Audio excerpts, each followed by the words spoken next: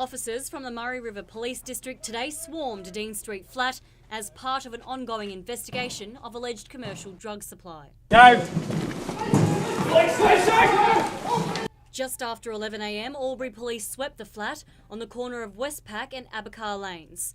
There, police found more than 300 grams of cannabis and 400 ecstasy pills, as well as a number of machetes. We've also seized knuckle-duster tasers, 2 of them, which is a prohibited weapon, and also an amount of cash. During the early stages of the raid, police questioned 2 men. One of them, aged 18, was arrested in relation to unrelated matters. The other was later charged with breach of bail. A 15-year-old boy found on the premise is also being questioned. This time the male will be at Albury Police Station and assist us further with our inquiries. However, it is expected that he will be charged and put before the court. Today's raid follows intelligence passed on from members of the community to police. Shop owners say they've had their suspicions for months after witnessing suspicious activity in the laneway and the rear car park. Some saying they're too fearful to venture out after dark. Others say they've had their shop fronts destroyed by vandals. Police are furious. The alleged drug dealers had no regard for their surroundings. As you can see, it's right next door to a school, which even more annoys the hell out of me. Young kids don't need to be to see people coming and going from a place that may or may not be selling drugs. Police say their investigation is ongoing. Eleanor Tabone, Prime 7 News.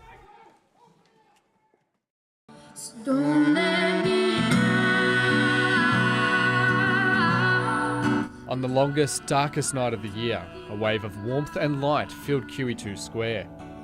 Many who attended remembering friends and family overcome by depression and who lost their lives to suicide. I think it's something that really touches our society, to all of us. At 6 degrees of separation, we all know someone that's been affected by suicide or self-harm, and Albury-Wodonga's got one of the highest rates per head of population in Australia. As light faded and the temperature dropped, loved ones held each other close, listening to special guests and the important messages they shared.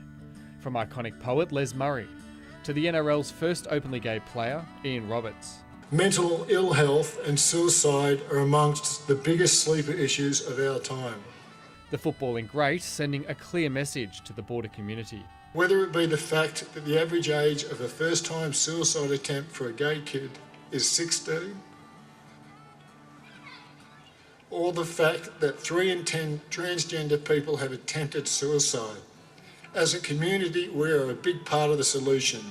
And there was barely a dry eye for actor Sam Johnson as he delivered a touching tribute to his mother, who he lost to suicide. By all accounts, you found life a most dreadful and onerous undertaking, which I think I understand. I've never blamed you for leaving. Lots of people these days call suicide selfish. They say, what about the kids? What about the family?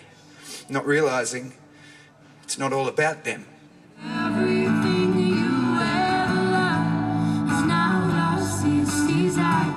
For many, the struggle against the black dog never ends.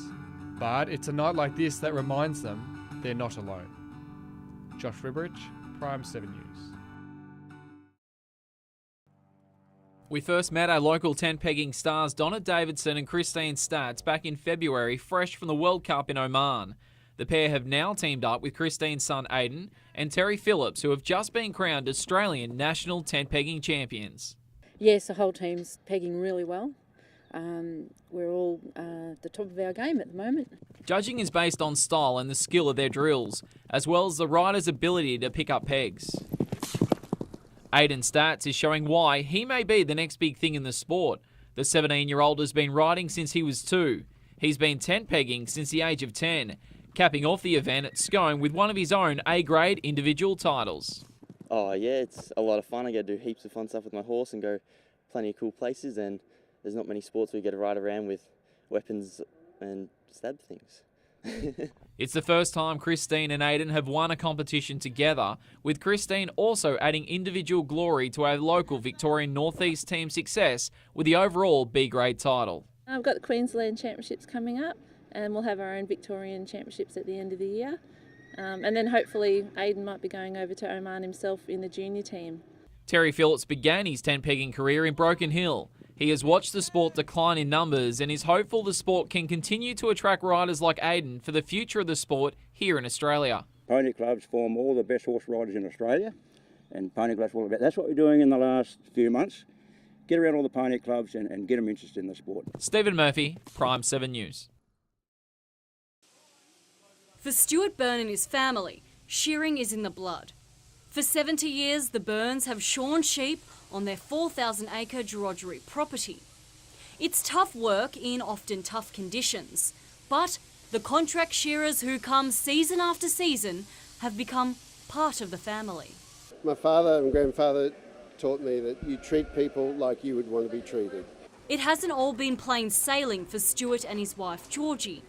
First there was the 2009 Wallatip fire, which killed 200 of their merino sheep and destroyed much of their grazing pastures.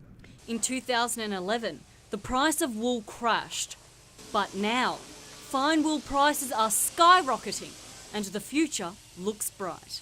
Hummed and hard and had a lot of discussions of whether we would stay with these super funds.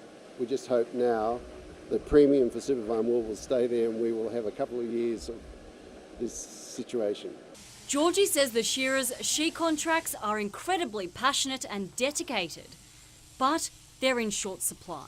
Just got to rely on friends and people in the industry to tell you when there's a good one about. But there are still some youngsters willing to give the great Australian tradition a go. It is hard work and you bug it after the day, but it's well worth it. Come here first as a learner to help out another shearer, and I sort of stayed here shearing for a while and then come back now as doing some rouseabouting for them. And Rick, in his 60s, is still giving the younger blokes a run for their money on the shed floor. I don't know, I like it. Like shearing, and Georgie and Stewie are good people.